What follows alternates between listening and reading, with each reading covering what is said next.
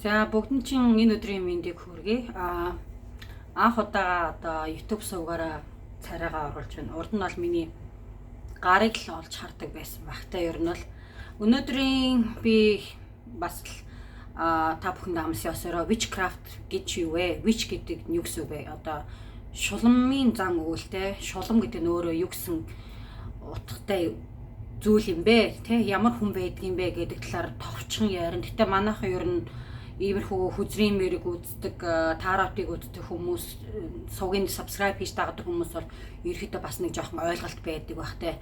Witch буюу шулам гэрлээ шүүрүнсэн, амар царайтай, хараалцдаг хийгээл яваад байдаг тийм хорон санаатай гэж одоо үлгэр дээр гардаг шигээс төсөөр байдаг л та. Тэр яг нэг хүүхдийн канон дээр л тийм өгөөцсөн юм байдаг баха.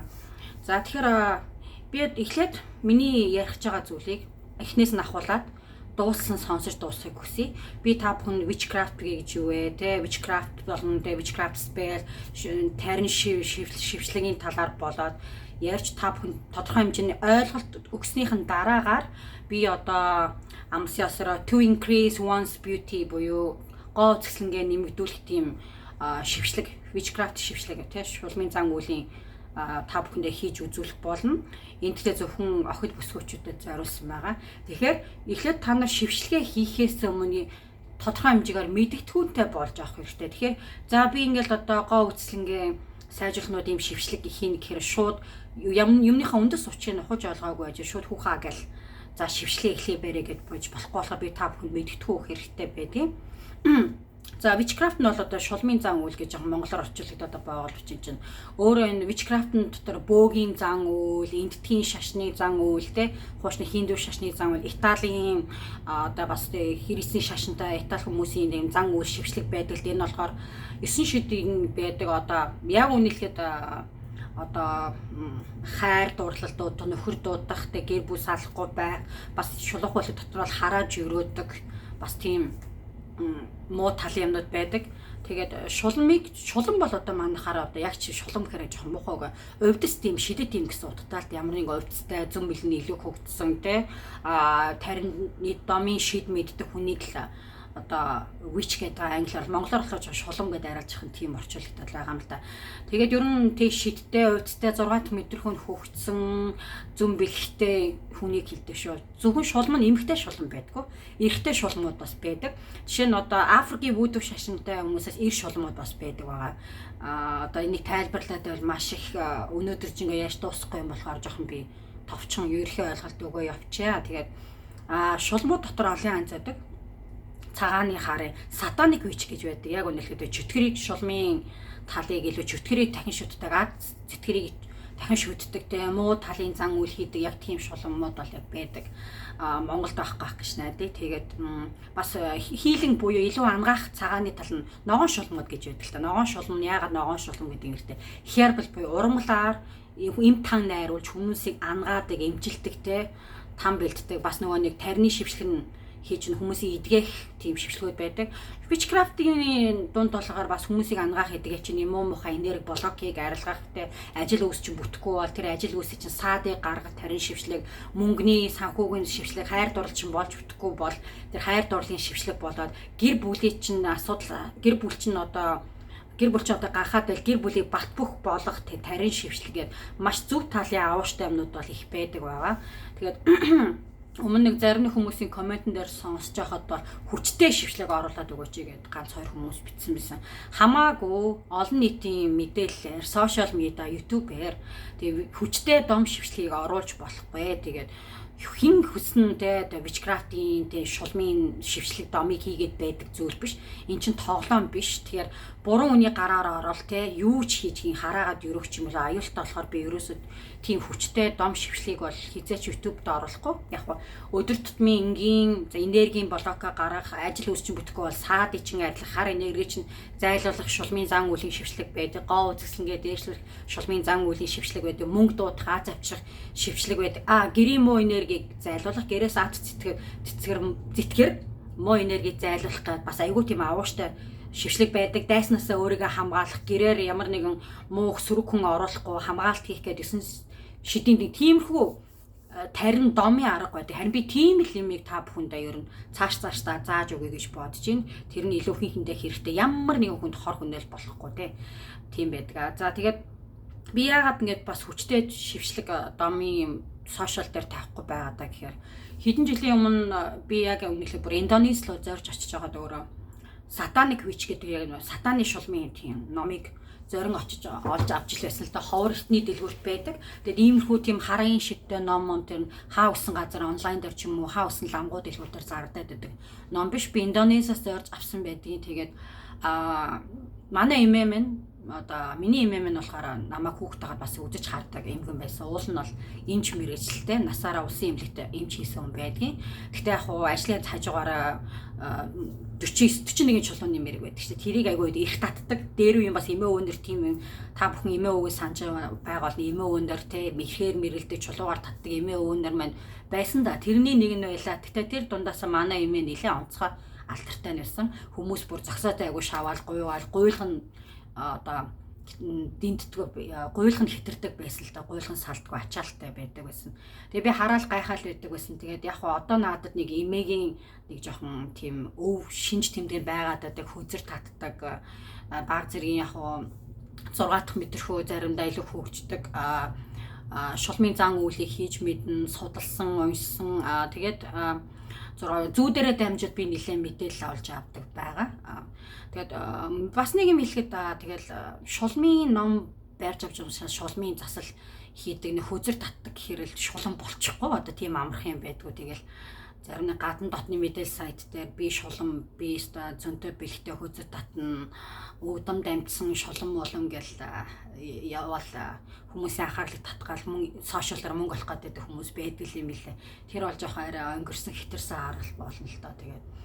Тэгээд шулам гэдэг нь бас биш та олдмол бас байж болно. Чи өөр ингээд ном зам уншаад хэрэгжүүлээд тэгээд шулмын зан үйл хийгээд практик хийгээд яг хөө тиймэрхүү тодорхой хэмжээ хөзөр татдаг тарин шившлэг хийж сурдаг хүмүүс байдаг бол төрөлхийн гэж байдаг үе уламжлаараа дамжсан байдаг л та. Тэгээд яг төрөлхийн удам дамжсан шулмууд бол ганц нэг хамгийн асуудалтай юм бол насаараа ганц бие явах тавилантай байдаг. Нэг бодлын чи азтай хөзөр татна, тэгээ хөзрийг бол чиний багж хэрэгсэл бас чулуу, кристалл, лаг бас ашигладаг л та. Лаг гэснээс би дараа та бүхэндээ лааны тосоор тэгээ мэргэлж өгөх болно дараа удаа. Тийм. Бас л 2 3 лаанаас сонголтоо хийгээд би лагаар та нарт мэргэлж үзүүлнэ. Тэгэхээр энэ бас нэлээд сонирхолтой байж магадгүй гэж бодож байна.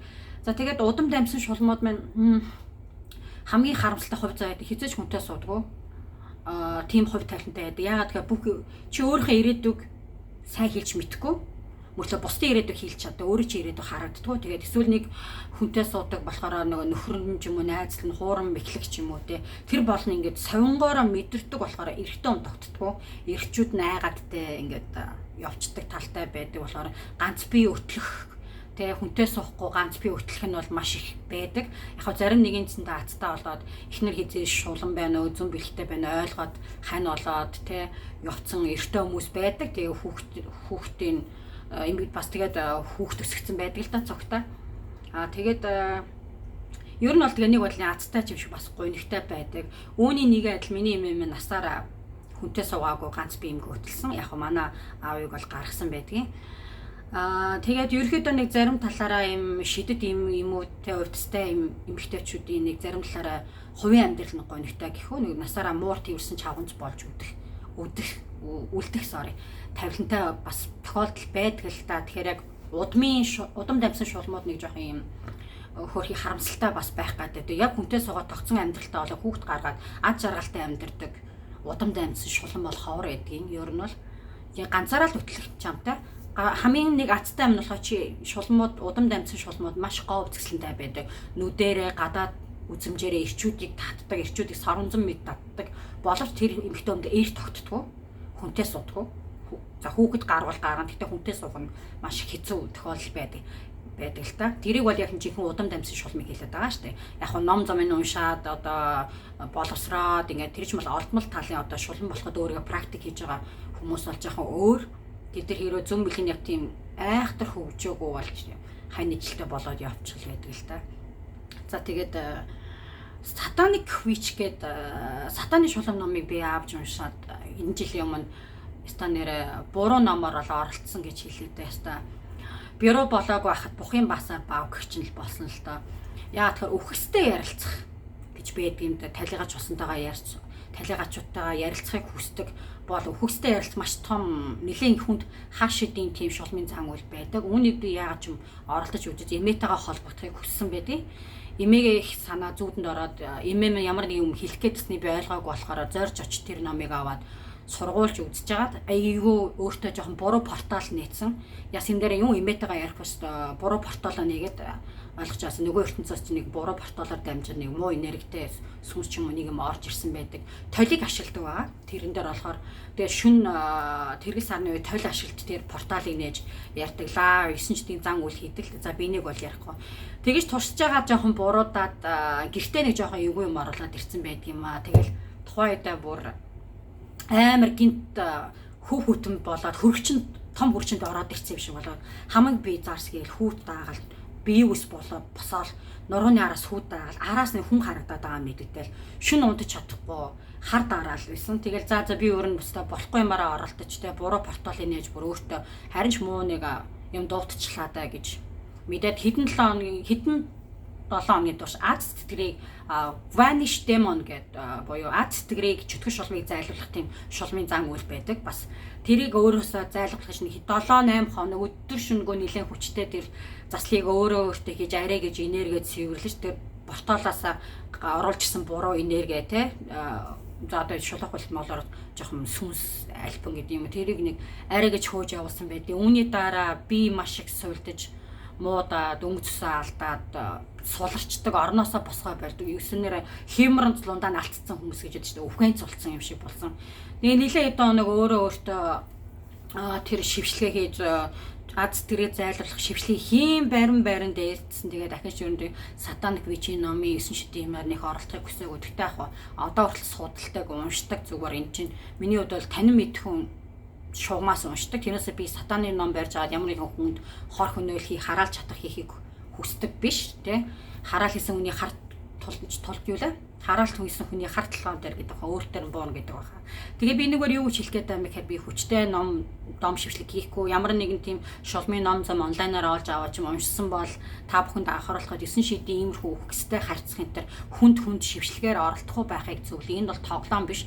Чи чаддгүй ээжж хамаагүй хийж байгаа. Чи өөрөөсөө зайлуулж чадахгүй бол чи хохирогдно байдаг байгаа. За хүчтэй зан үйл хэрэгтэй байна уу? Ямар нэгэн дом шившлэг хэрэгтэй бол манай чи үзэж хардаг бөөл ам сайн хүмүүс байж та. Тэр мэрэгжлийн хийдэг номыг үзсэн хүмүүсээр тэр зан үйлээ хийлгэцгэнэ үү гэж зөвлөе. Одоо тэгээ өнөөдөртөө багтаад би нэг иймэрхүү тодорхой ойлгохтун та бүхийг өгөхийг хүслээ. Тэгээ дараагийн явцдаа би бүхэн зөвхөн эрэх талын те гэрээс муу энерги зайлуулах, муу хүн амтан гаднаас оруулахгүй байх, ажил үйлс бүтээх, мөнгө дуудах те блоко гаргах, хайр дурлах, гэр бүлийн харилцааг чин авж үлдэхэд те илүү бат бих болоход зориулсан шившлэг домуудыг witchcraft спелүүдийг дараалан чадан ядан оруулах болно. Гэтэ өдөр болгон би бас хэлээд байгаа те би өдөр болгон YouTube дээр суугаад бичлэг оруулаад байх завтай хүн байдгүй гэж нилээ хэдэн удаа бол хэлсэн байдаг. За тэгэхээр өнөөдөр амсын осороо to increase one's beauty буюу өөрийнхөө гоо үзэсгэлэнгээ нэмэгдүүлэх нэгэн шулмын шившлийг та бүхэндээ хэлнэ. Бэлдэх зүйл нь сарны мөчлөгтэй өдөр бол юм бүтэн сартай юм уу сарны өдөр байдаг та мөчлөгтэй өдрүүд шүн зүгээр шүү 11-ээс 12 цагийн хооронд гэж зөвлөе. Чи толныхоо өмнө одоо нүүр буддаг тол тэ байж болно угаалгын өөрийнх нь тольч байж болно л да. Гэхдээ чи тэр үед нам гүм орчин чи зөвхөн ганцаархнаа байх хэрэгтэй. Чив чимээгүй утасны дуу муу ер нь зураг телевизэнд бүгдийг чиний хажууд ямар нэгэн хүн байх ёсгүй. Тэгээ бэлдэх зүйл нь улаанлаа. Зүг. Би одоо энэ босоо улаанлаа гэдэг штэ тий. Тэрийг бэлтгэртээ. Би надад байхгүй л дээ. Би арай авч амжаагүй. Тэгтээ яг жишээ олоод надад ийм улаан өнгийн лав байна. Үзүүлчихье. Тэгээд зүг хэрэгтэй. Энэ зүүн дээрээ өөрийнхөө нэрийг бичнэ. Одоо миний нэр бол Лиза тий. За ингээд Лиза. Зүгээрээ улаан лаан дээрээ харж яана би ингээд бичсэн байна уу? Зүгээр ингээд улаан лаан дээрээ зүгээр өөрийнх нь нэрээс хийлээ бичиж. Ингэж бичээд нам гүн орчинд байж хата гүнзгий амьсгаа бодлоо одоо сарниулахгүй чи төвлөрөх хэрэгтэй учраас амьсгалын техниктэй одоо энэ чинь бас нэг бодлоо йогийн тасгал шишэдэг тус болно. Хамраар гүнзгий амьсгаа авлаа. Гаргалаа.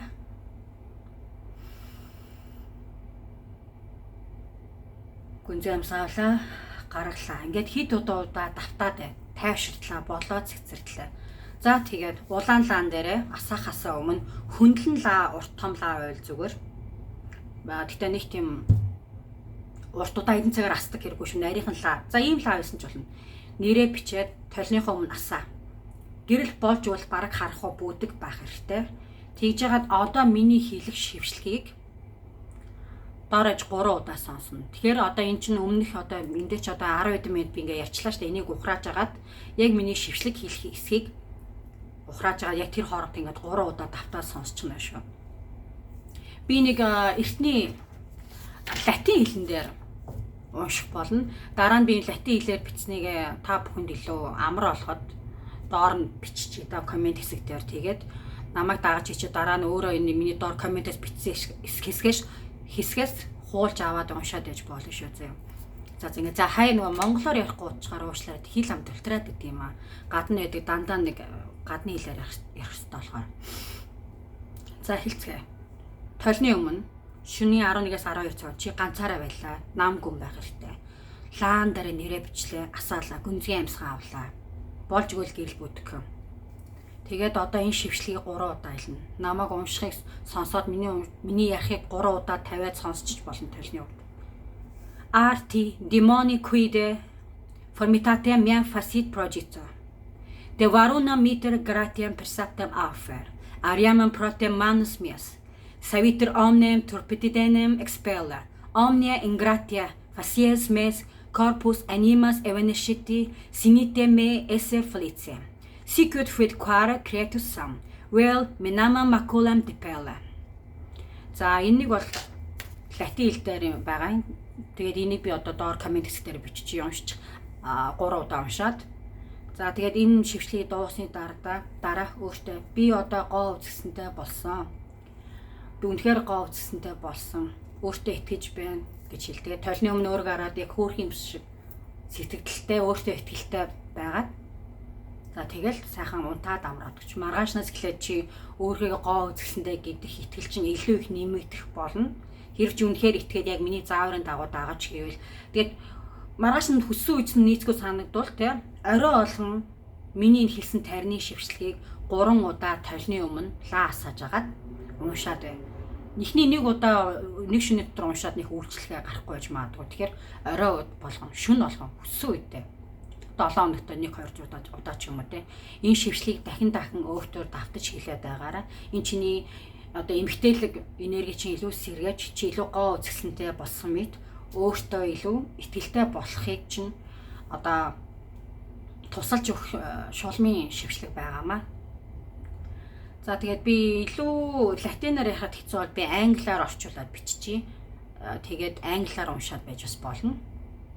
За тэгээд өнөөдөр юугаар яриагаа өндөрлөе. Таалагдсан бол лайк дараад, subscribe дараарай. Тэгээд асуух өөр зүйл байвал комент хэсэг дээрээ бичиж болно. Тэгээд би завтаа үедээ та бүхэндээ комент хэсэг дээр чинь хариугаа бичээд явчих. За тэгээд хөөхөн охтууд минь амжилт хүсье. Үргэлж хөөхөн байх болтугай.